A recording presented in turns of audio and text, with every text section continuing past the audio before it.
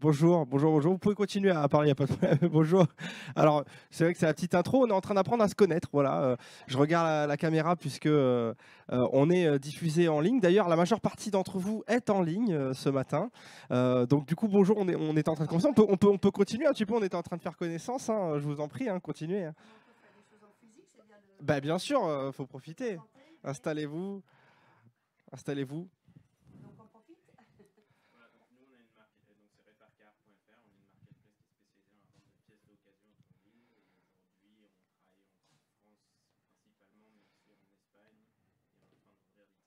Des pièces d'automobile, voilà, ça j'aime bien. Je les répète, je répète au micro comme ça, tout le monde peut partager. Vous voyez, on partage avec les gens qui sont chez eux également. Trop, trop intéressant, super.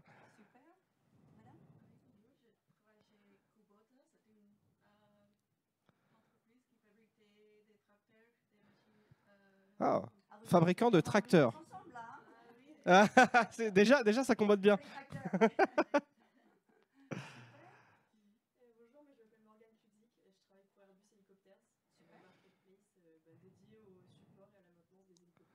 Ok, Airbus. J'ai pas. C'est vrai, c'est vrai. Et le monsieur qui vient d'arriver.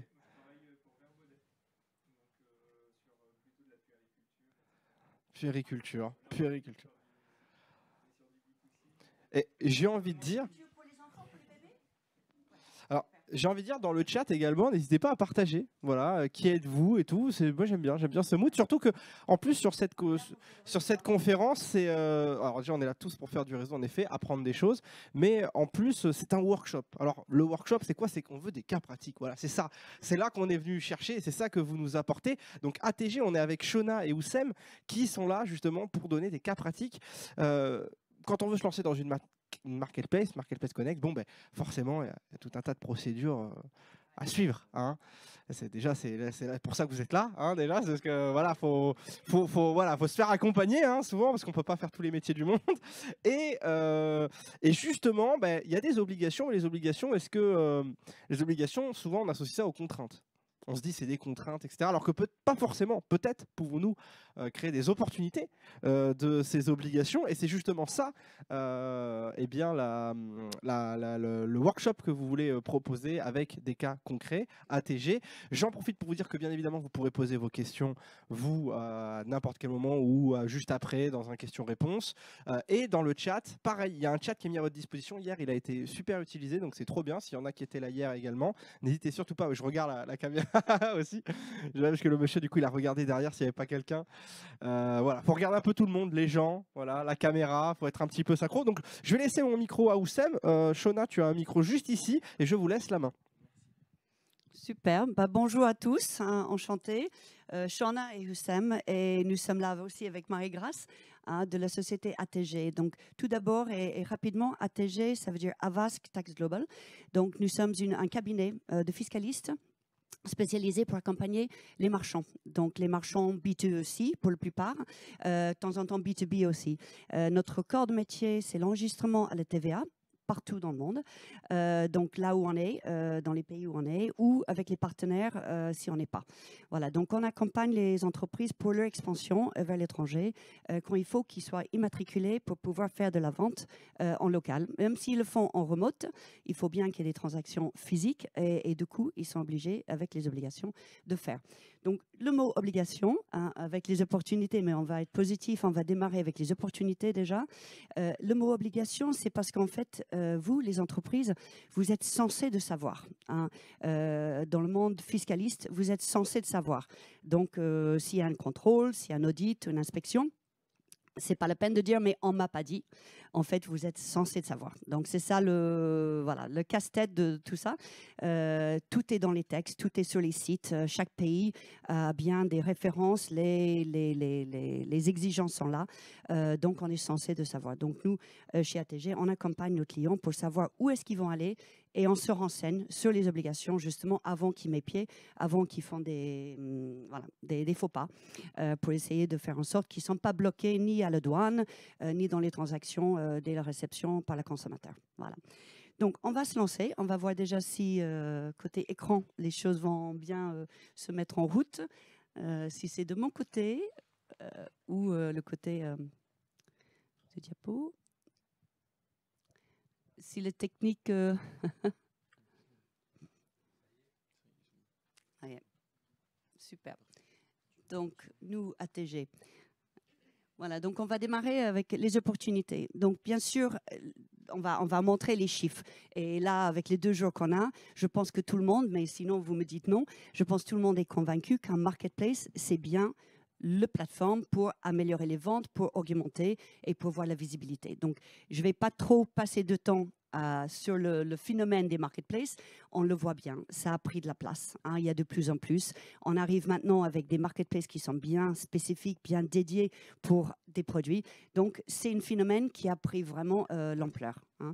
Ici, on voit bien les différentes zones géographiques. Là, un petit peu les chiffres. Hein. Donc là, on est sur l'Europe. Grosso modo, le taille au niveau transaction Europe vaut les États-Unis. Hein. Donc, pour ceux qui visent les États-Unis, c'est encore le plus grand marché au niveau marketplace. Hein. Voilà. Donc, ça, c'est un petit peu des chiffres pour rappeler. Voilà. Là, on a les États-Unis et le Canada. Donc, nous, chez ATG, la plupart de nos clients, c'est soit les Américains ou les Chinois. On a une très bonne répartition. On a peut-être 35 des États-Unis, voilà, 25 des Chinois, 35 aussi de l'Europe. Donc, on est très équilibré sur les marchés et nos clients aussi, c'est ça qu'ils aiment, c'est qu'on fait les deux, on fait les cross-border. Là, une fois qu'on arrive dans un pays, on va voir aussi le phénomène des plus grands marketplaces dans chaque pays. Hein, donc, on connaît bien le marché français hein, avec Cdiscount et les différentes Fnac, Decathlon. Voilà, donc il faut aussi, pour vous qui vont aller à l'étranger, il faut aller voir les gros, hein, Amazon, mais il faut aussi voir en local ceux qui sont les plus grands marketplaces dans vos juridictions, dans les pays où vous voulez aller. Voilà. Et il faut se brancher sur les plus gros dans chacun de vos marchés futurs. Là, ici, j'ai piqué un petit peu en anglais. Hein, donc, notre partenaire Channel Advisor a fait un petit peu des stats là, récentes qui sont très intéressants, qui montrent un petit peu encore le phénomène, pourquoi les marketplaces et pourquoi les consommateurs, vraiment, tout démarre de ça maintenant. Ils vont aller sur les marketplaces, ils vont faire le shopping, ils vont faire les idées. Hein, mais là, les chiffres sont très clairs. On voit l'importance de cherche produits sur les marketplaces pour tout commencer. Donc, c'est là la visibilité, quand on parle de visibilité. Aussi, la popularité, 76% préfèrent d'achat sur les marketplaces. Donc, je ne sais pas pour vous, hein, quand vous faites vos achats, est-ce que vous remarquez vous-même que vous avez quand même une tendance d'aller sur le marketplace plutôt d'aller en direct sur un site spécifique? Oui ou non? Oui? Plutôt? Ouais.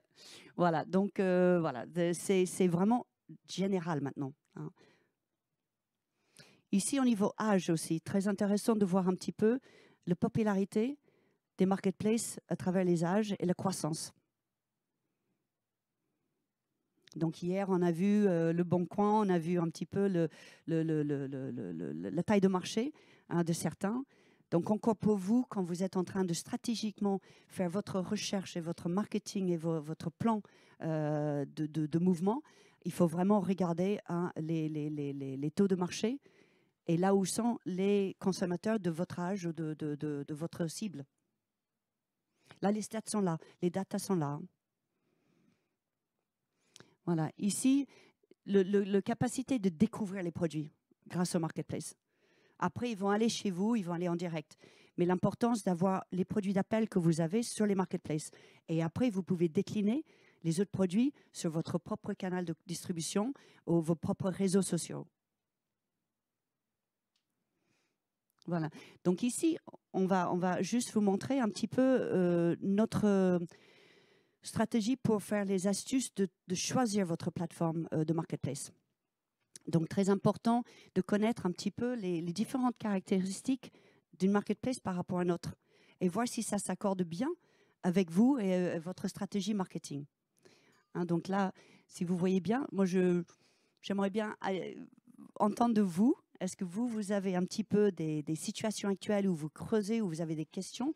Est-ce que vous avez un petit peu des besoins spécifiques pour avancer dans votre choix d'une marketplace? Les opportunités d'une par rapport à l'autre. Est-ce que vous êtes accompagné?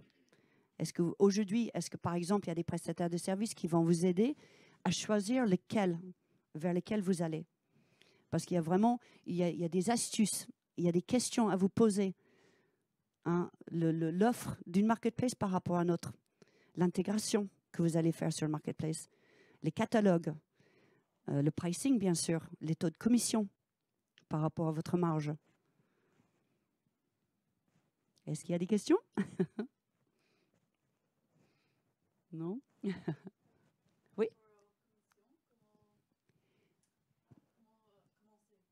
Bah, toutes les marketplaces, ils vont vous donner une commission, ils vont vous charger une commission de vente sur la transaction. Donc, par rapport à une et l'autre, ça peut être de 0 quelque chose jusqu'à 4%, hein, quelquefois. Aussi, ils vont aussi peut-être dans le paiement, ils vont vous appliquer une petite commission. Dans les devises, hein, Amazon, par exemple, ça peut aller jusqu'à 4-5% taux de commission. Hein. Donc, quelquefois, nous, on a donc nos prestataires pour les paiements qui vont proposer des offres un peu plus intéressantes pour faire les devises. Hein, dans votre site, quand vous avez la transaction qui va partir sur une autre devise. Donc voilà, donc vous avez les taux de commission à la transaction sur le volume et vous avez aussi dans les prestations de paiement. Hein, dans tout ce qui est, une fois que la transaction est faite, vous allez avoir des taux de commission par les marketplaces. C'est comme ça qu'ils gagnent voilà, le prix de leur plateforme. Voilà encore donc écosystème et l'environnement. Hein, et tout ce que le plateforme va vous apporter. Hein. Si vous voyez donc le côté technique, côté technologie, par exemple Amazon, pour ceux qui débutent, Amazon c'est une très bonne discipline pour le vendeur de démarrer sur Amazon parce que c'est très disciplinaire. Il faut suivre les règles Amazon. Hein, par rapport à un vendeur qui va démarrer sur Shopify, il n'y a pas autant de discipline. Donc quelquefois, si la société n'est pas bien située ou structurée, quelquefois il vaut mieux démarrer un compte retailer, vendeur sur Amazon, parce qu'ils vont vous donner vraiment, comme à l'école, toutes les étapes. Hein. Quelquefois, une marketplace qui est moins bien disciplinée, si vous voulez, vous allez avoir des choses à faire toute seule. Si vous êtes capable, si vous avez toutes les connaissances et tous les critères prêts, vous pouvez faire. Hein. Mais il y a des marketplaces qui sont beaucoup plus structurées, hein, qui vont avoir toutes les obligations en place que vous allez être accompagné. Donc ça aussi, c'est tout un petit peu les astuces. Et après, bien sûr, le prix. Calculer le prix de marketplace par rapport à votre propre canal de distribution. Voilà. Donc, devant le lancement, voilà, vous avez un petit peu donc, toutes les étapes à faire. Hein. Aussi, tout ce qui est distribution physique, les logistiques, le supply chain. Hein, comment une plateforme qui vous propose le FBA ou le fulfillment par rapport à l'existant que vous avez en place, hein, votre propre système, est-ce que vous allez pouvoir intégrer ou est-ce qu'il faut tout changer? Est-ce que la plateforme va faire en sorte que ça va faire une interruption réelle avec la distribution que vous avez déjà en place? Les opérations, les équipes que vous avez. Alors, je vais aller sur l'autre partie qui est les obligations. Oui. Est-il préférable de se diversifier sur plusieurs marketplaces ou alors se focaliser sur une seule? Bonjour Cécile. Souvent on voit les vendeurs en fait qui démarrent sur une seule. Hein, déjà pour s'habituer à être connecté, intégré avec un marketplace et après ils ventilent. Donc aussi c'est une question par rapport à votre produit. Hein, si votre produit est vraiment spécifique, hein, s'il y a déjà une marketplace qui est dédiée pour votre produit. Hein, à ce moment-là, vous allez faire peut-être le plus gros comme Amazon et après aller vers une qui est spécifique pour les voitures. Donc la question c'est quel est votre produit, quel est votre service, hein, si c'est bien ou pas d'aller vers une site parce qu'on voit maintenant il y a des marketplaces qui sont de plus en plus customisés pour certains produits. Hein, et ça, c'est un avantage hein, pour ceux qui livrent les services. Hein, pour les enfants, par exemple, là déjà hier, j'ai entendu donc, des projets pour ceux qui veulent aller vers les produits pour les enfants. Ou les spiritueux. Il y a pareil, il y a de plus en plus d'offres pour les boissons, les alcools. Donc voilà, la réponse, c'est d'abord commencer sur une fait l'exercice déjà d'être sur une plateforme, de voir le changement opérationnel dans votre entreprise et après spécifier par type de plateforme. C'est une plateforme dédiée à votre produit. Très clair, merci. Merci. Okay. Alors, sur la partie obligation. Ici. J'aurais peut-être besoin de l'équipe technique pour être sûr d'être sur le bon... voilà. Qui le met sur le... Non, c'est pas à l'écran encore. Ah, super, merci. Est-ce qu'il y a des questions dans la salle, là, déjà, pour... Non? Oui?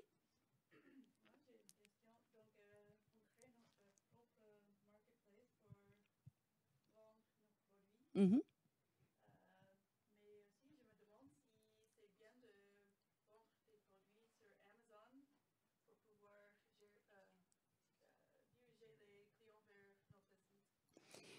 Alors, oui. Ok, très bien. Donc, je répète votre question, vous me dites si c'est bon ou pas. Donc, vous avez l'idée de monter votre propre marketplace. Et aussi, parallèle à ça, d'avoir un compte seller sur Amazon aussi pour capter et verser sur votre plateforme. Ok. Ça peut se faire, ça peut se faire. Amazon ne va pas être très content, mais savoir, il y a quand même beaucoup d'obligations pour monter une plateforme marketplace. Et justement, on va y aller. C'est vraiment un autre concept. C'est une autre structure. Et ça emmène beaucoup d'obligations vis-à-vis les clients qui vont ouvrir des comptes sur votre marketplace. OK. Donc, voilà. Donc, juste le contexte. Marketplace veut dire que vous allez être le vendeur principal. Vous prenez toutes les responsabilités d'acquisition de produits-services et que vous allez distribuer sur des nouveaux clients. Voilà. Par rapport à votre propre site où vous êtes en direct et vous ne prenez pas le compte de quelqu'un d'autre. Okay. Super. Donc voilà, notre plus grand partenaire depuis 7 ans, c'est Amazon. Donc la plupart de nos clients, en fait, sont chez nous parce qu'Amazon nous recommande, Amazon nous envoie et on s'occupe de toute la partie TVA, REP pour Amazon dans nos services de masse. Voilà, donc là, on est sur les obligations. Donc, comme je disais, les marketplaces, ça fait rêver. Ça donne la visibilité. Pour les acheteurs, c'est simple. Quelquefois, c'est mieux que nos propres sites à nous. Donc, ça donne envie. Mais comme je disais, il y a quand même des obligations. Donc, il faut y aller vraiment avec la tête très claire sur les responsabilités qu'on prend quand on devient marketplace. Voilà. Donc, votre expansion, les critères, d'abord, c'est où placer votre entreprise. Parce que ça va détecter tout. Dans quel pays, sur quelle loi, sur quelle législation vous êtes. Est-ce que vous voulez à l'étranger? Souvent, avec maintenant Internet, on n'a pas besoin d'être physiquement. On prend un représentant fiscal, comme notre société, et on n'a pas besoin d'ouvrir physiquement une entité aux États-Unis ou en Asie. On a un représentant fiscal qui va être là, physiquement, et qui va permettre, vous, d'ouvrir vos opérations à l'étranger. Idem, les Américains peuvent faire pareil, les Chinois, ils font pareil. Ils viennent ici en Europe avec un représentant fiscal sans avoir à ouvrir un bas de porte, sans avoir des licences, sans avoir des salariés. Ils peuvent faire ça. Ça, c'est le représentant fiscal et c'est une obligation légale pour nous en Europe de partir à l'étranger ou pour les non-européens de venir en Europe. C'est le représentant fiscal. C'est la première chose que nous offrons aux étrangers. Ensuite, Forex. Comme je disais, analysez vos coûts. Très important de marger votre prix de revient et faire toute la décomposition de coûts supplémentaires que vous allez avoir. Les commissions d'une plateforme, les commissions de Forex, tout ça pour le marché extérieur. Législation, comment rester conforme. Comme je disais, c'est des informations qu'on est censé savoir. Personne va vous pouvez toujours contacter vos avocats, vos experts comptables, votre centre d'impôt. Vous pouvez les contacter, vous poser les bonnes questions. Mais sans faire ça, vous êtes censé savoir où vous mettez les pieds dans les différents pays. Une question très importante aussi, c'est Prime ou pas Prime. Est-ce que vous voulez avoir vos produits disponibles dans les différents pays à peu importe quel moment? Ou est-ce que vous voulez avoir un centre central dans un pays et livrer dès qu'il y a la commande? Ça change la dose pour tout ce que vous avez à faire au niveau fiscal. Hein. Si vous centralisez tout en France et les commandes partent que à la transaction, vous n'avez pas autant d'administration légale ni fiscale à faire. Par contre, si vous faites du Prime avec Amazon, là, vous êtes obligé, quand vous stockez en entrepôt vos produits, vos marchandises, vous êtes obligé d'être inscrit, vous êtes obligé de vous immatriculer et avoir un numéro de TVA dans ce pays-là. C'est obligatoire et Amazon va vous exiger d'avoir ça. Et les dernières choses, bien sûr, tous les changements, les conditions générales de vente, très important, parce que les marketplaces, en fait, sont imposés maintenant la responsabilité de donner une transparence. Donc, ils vont vous embêter, ils vont vous obliger de faire tout ça. Hein, tout ce qui est RGPD, on connaît le sujet depuis des années. Donc, tout ça, ça rentre en jeu quand vous allez sur des marketplaces. Hein, avec des obligations des marketplaces, ça va vous emporter, vous, dans votre croissance, de suivre tous ces côtés administratifs et ces côtés fiscaux et légaux. Ici, c'est les circuits classiques de nos clients. C'est les étapes à la création jusqu'à le sortie. Souvent, donc, ils vendent. La plupart de nos clients, on les accompagne pour l'exit. Ça veut dire qu'ils ont fait vraiment une très belle affaire. Ils ont créé des marques. Ils ont été approchés par les grandes aggregators. Hein. C'est eux qui achètent des marques une fois qu'ils ont du succès sur Amazon et que ça se vend. Et après, l'entrepreneur ou l'entreprise, ils vendent leur marque. Hein. Donc, ils font ça pendant quelques temps, quelques années. Et après, voilà, ils ont fait leur brevet, ils ont fait tout et ils vendent. Et ils démarrent sur d'autres produits, d'autres marques. Donc là, on le voit encore avec les marketplaces, c'est quelque chose qui est devenu un vrai métier. Hein, de monter des marques, pas pour les garder pour les petits-enfants, mais pour les vendre en quelques années. Et donc, ils sont très bien accompagnés par des sociétés qui sont spécialisées là-dedans. Et c'est pour ça aussi, toutes les datas de Amazon, toutes les ventes, les transactions, c'est très important parce que c'est ça qui va être valorisé pour vendre l'entreprise. Donc ici, je viens sur les marketplaces et les obligations, les principales qui nous concernent, nous, sur la partie légale, la partie fiscale. Donc, il y a eu beaucoup de changements. Donc, il y a eu des très grosses investigations sur le TVA en France en 2018-2019. Il y a eu un gap fiscal énorme. Et donc, depuis, Bercy, tous les financiers de Bercy ont travaillé et ils ont déroulé depuis 2020 des nouvelles implémentations de fiscales pour faire en sorte que le TVA et les recettes de TVA sont retrouvées en France, parce qu'il y a eu beaucoup de fraude, beaucoup d'entreprises qui se sont montées, surtout de la Chine. Vous avez entendu parler de Alibaba, les sites qui vendaient les produits sans le TVA, en fait, sans le marge de TVA. Donc, ils vendaient moins cher qu'Amazon, parce qu'en fait, ils ne rendaient pas forcément la TVA. Donc, voilà, donc il y a eu énormément d'investigations, énormément de contrôles. Les nouveaux systèmes, mécanismes sont en place. Donc, ils ont simplifié pour l'Europe.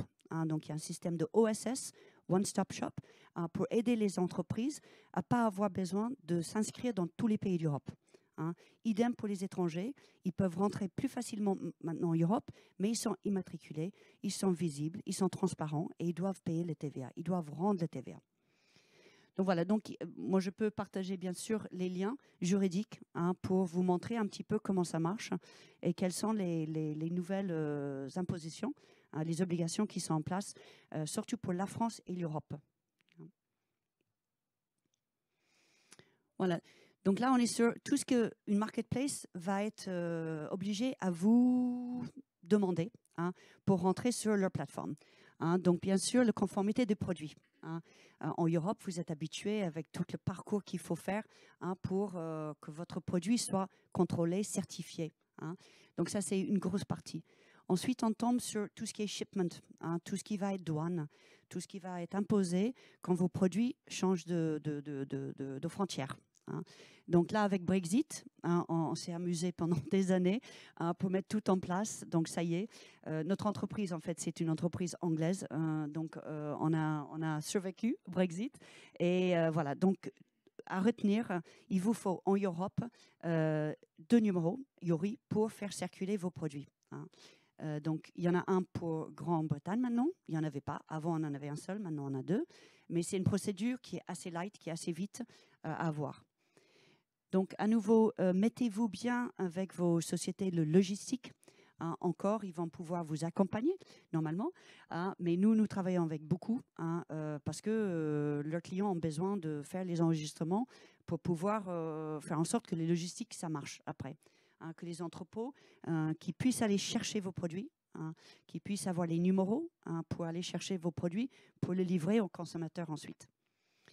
Ensuite, donc, les marques. Déposez bien, enregistrez bien vos marques, protégez bien vos marques. Hein, parce qu'une fois que vous êtes sur le marketplace, et si ça décolle bien, hein, vous voulez être sûr qu'ils ne sont pas copiés, hein, qu'ils ne sont pas volés et copiés. Hein. Voilà, et équipez-vous avec les spécialistes. Donc, si vous avez bien vos experts comptables, si vos experts comptables sont capables de faire vos déclarations à l'étranger, hein, tout ce qui va être vendu à l'étranger. Donc, les experts comptables, les logistiques, très important quand vous montez l'échelle pour aller sur un marketplace. Parce que c'est une autre dimension et là, il faut être bien entouré. Là, on est sur le stockage. Donc, je disais, pour l'idée de rester dans un pays centralisé, vous n'avez pas à avoir autant d'admin à faire. Par contre, si vous allez déposer vos produits dans des différents pays, là, il faudra être inscrit, il faut être conforme au marché pour que vos produits puissent être livrés aux consommateurs. Hein. Donc là, on est bien dans le B2C. Hein. Par rapport à dropshipping aussi, hein, quelquefois pour démarrer, hein, ça peut être utile, mais ça a moins de succès en ce moment, surtout pour le marché France. Le dropshipping est devenu un peu cher. Et donc, nous, on a beaucoup de clients qui changent un peu leur stratégie au niveau dropshipping. Voilà, hein, les 4 choses qu'il faut, comme je disais tout à l'heure, hein, pour vos déclarations, pour faire circuler vos produits et vos services. Représentation indirecte ou directe. Hein, donc, Royaume-Uni, par exemple, beaucoup de nos clients hein, ont besoin de ça pour le Royaume-Uni depuis Brexit. Hein, donc, il faut être légalement inscrit. Hein, il faut avoir les numéros. Quelquefois, c'est un process qui peut prendre jusqu'à 2-3 mois. Hein, donc, il faut anticiper. La plupart des marchés en Europe, c'est 2-3 mois pour avoir un numéro de TVA. Hein, une fois que votre dossier est complet, qu'il est déposé sur les autorités relevant ou qui est pour votre marché, il faut attendre 2-3 mois. Hein. Donc, il y a des pays qui sont plus rapides, hein, il y a des pays plus longs. Hein. Mais nous avons donc tous les critères, on remplit les formulaires et on se met avec le représentant fiscal dans le pays pour vous. Et vous avez rien à faire, on fait le face avec les autorités fiscales dans le pays. Voilà, éco-conforme. Donc ça aussi, c'est une tendance. Hein, c'est la France et l'Allemagne qui ont démarré. Hein, donc il y a des règles très strictes maintenant pour tout ce qui est recyclage, les produits, le carton, le plastique, les piles électroniques, hein, jusque même les seringues en France. Donc nous sommes inscrits avec les organismes comme Criteo, comme CEREC, pour les fashion, hein, tout ce qui est matière. Il y a bien des organismes en France et en Allemagne qui sont spécialisés pour calculer votre production. Et ensuite, il y a l'écotaxe à payer. Donc, la même idée que les TVA, mais ça va prendre forme parce qu'il y a maintenant le Royaume-Uni, l'Autriche et la Suède. Et on parle aussi d'Italie et l'Espagne qui vont commencer à suivre, à mettre en place ce type de prélèvement qui est fait au niveau vendeur. Hein. Et encore, c'est les marketplaces hein, qui sont obligés de vous faire partir ce genre de sujet, hein, parce que certains donc, sont maintenant imposés par les autorités locales de faire en sorte que les vendeurs sont inscrits. Donc, il y aura un contrôle de vérifier si vous êtes inscrit. Hein. Donc, ça, c'est la nouvelle tendance et c'est une casse-tête. Hein, c'est une casse-tête pour les vendeurs, mais c'est quantifié et il y a de plus en plus de contrôle. Ça ne revient pas très cher, oui.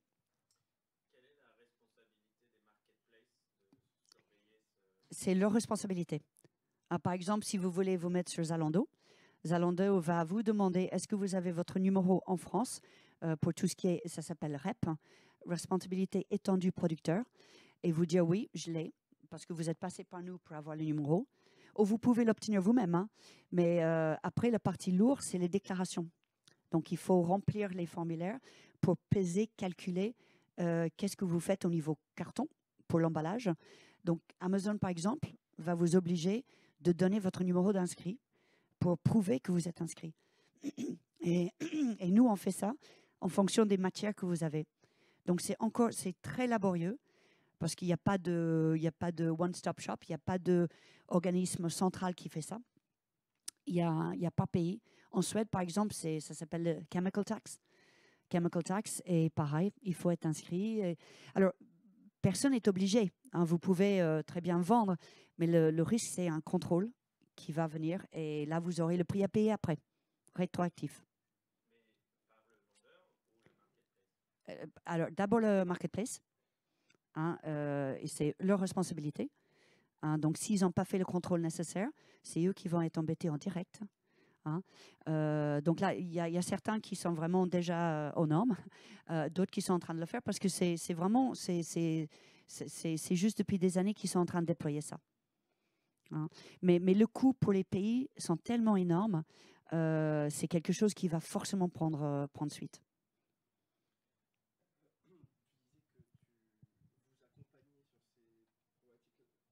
Rep.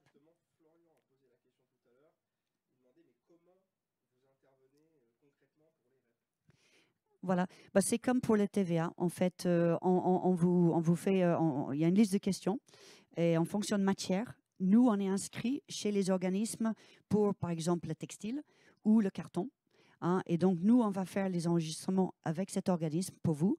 Et après, on va déclarer avec vous la quantité hein, en fonction des transactions. Donc, en général, ça se fait après les transactions.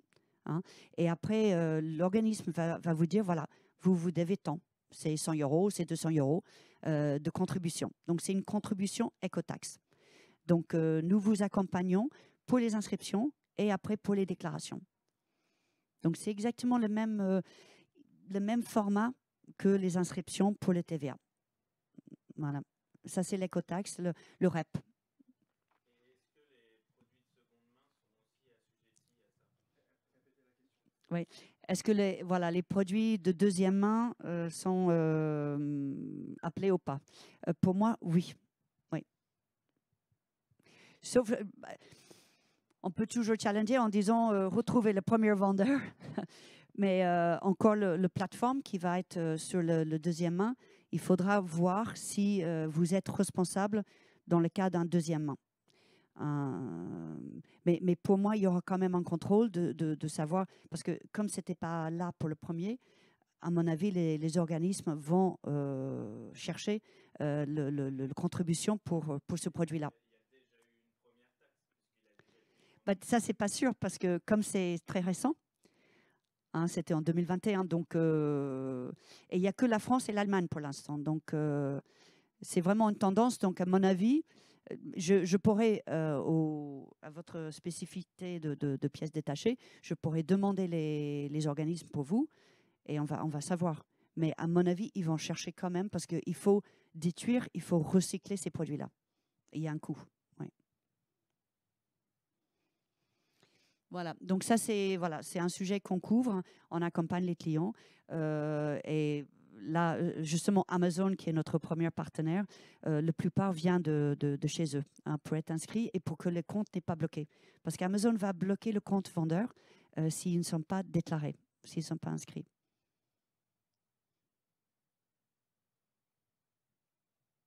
Voilà, oh, pardon. Donc vous voyez les pays qui sont concernés par ça. Voilà. Est-ce que Yuri, anyone know? Est-ce que quelqu'un sait qu'est-ce que c'est?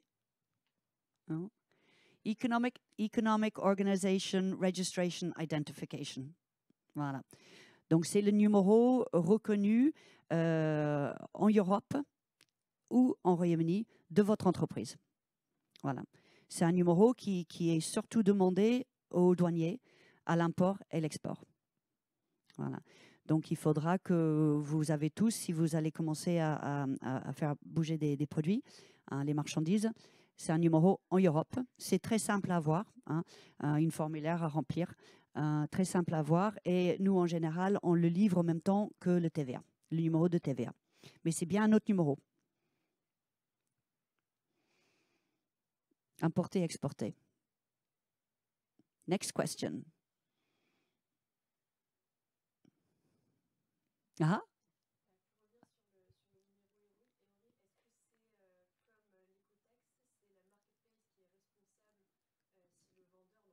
mm. C'est plutôt votre logistique qui va vous demander. Hein, c'est tout ce qui est mouvement de produits. Hein, c'est votre logistique souvent qui va demander ou qui va vérifier si vous êtes identifié. Hein. Par contre, le marketplace va être plus sur le TVA. Hein.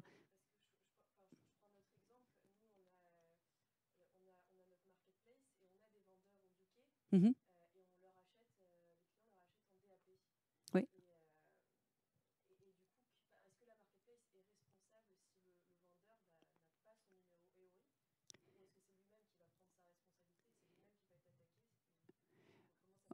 Oui.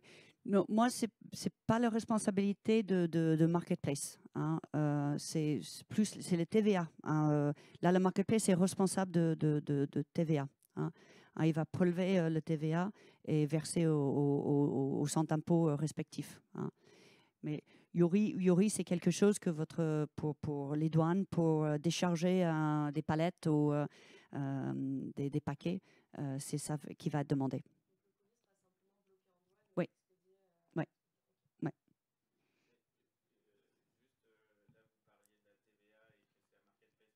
Mhm.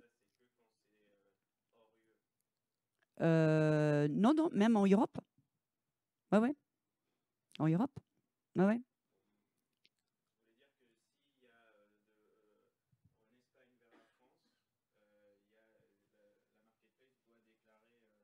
Oui, oui.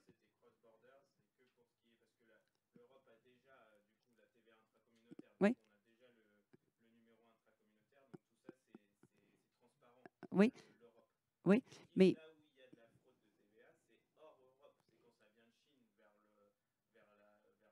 ouais, ouais, ouais.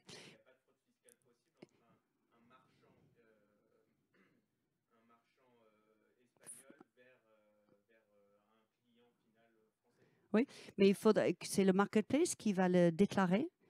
Donc, si l'achat il s'est fait en Espagne, il va le déclarer pour que le centre d'impôt Espagne récupère ce TVA. Donc, ce n'est pas le sujet de fraude, là. C'est vraiment de reverser le TVA en Espagne. La transaction a été générée de la France. Alors oui, oui, il va les faire, mais ils vont réconcilier.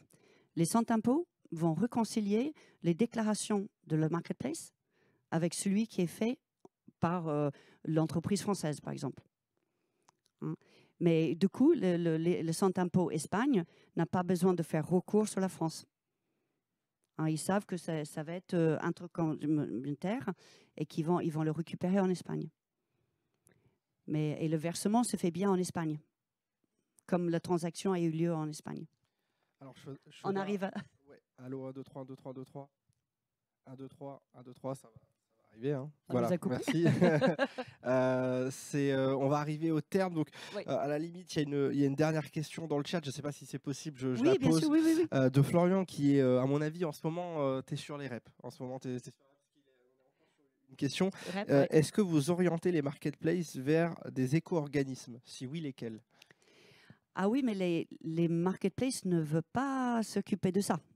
Hein. Les marketplaces ne vont pas s'occuper. Alors, certains, en ce moment, le font, hein, parce qu'ils ne sont pas encore prêts. Donc, ils couvrent, en fait, le sujet. Certains marketplaces en France couvrent le sujet actuellement pour les vendeurs, pour pas qu'ils soient bloqués. Et du coup, c'est le marketplace qui fait les déclarations sur le compte de ABCD, les clients. Hein. Mais de plus en plus, les marketplaces veulent se décharger, veulent avoir des process en place avec des cabinets comme les nôtres. Hein, parce que c'est très fastidieux, c'est lourd. Hein, donc là, les marketing ou les équipes opérationnelles, ils ne peuvent pas passer leur temps à faire des déclarations avec les organismes sur le textile, sur les piles. Donc, de plus en plus, les marketplaces sont en train de se décharger à donner des recommandations par des cabinets qui vont faire ça pour les vendeurs. Ouais. Ouais.